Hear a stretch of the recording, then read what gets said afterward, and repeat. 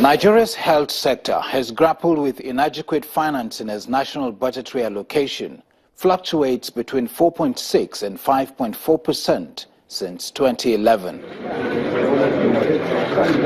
The signing of this memorandum of understanding with the European Union for €70 million to strengthen the health sector is no doubt a huge relief for the government.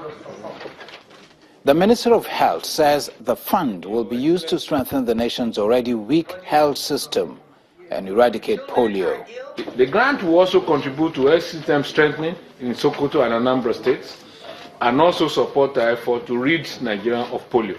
By 2020, EU will have strengthened 774 PHCs in 3 states of the country.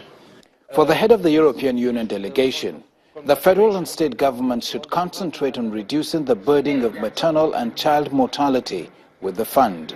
If you look at the global statistics of maternal deaths in the world, 10% of those maternal deaths are recorded in Nigeria. So we have to work on that. We have seen the polio returning to Nigeria. We have to do more. Meanwhile, the Bauchi State Governor, who spoke on behalf of benefiting states, advocate the building of internal capacity in the states rather than waste the money on consultants.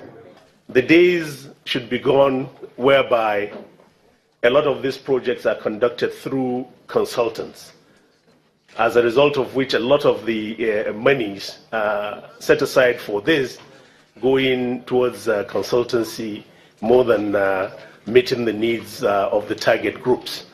Besides strengthening the already weak healthcare system in the country, 2.7 million children under 5 years of age and 850,000 pregnant women are expected to benefit from this funding in Adamawa, Bauchi and Kebbi states.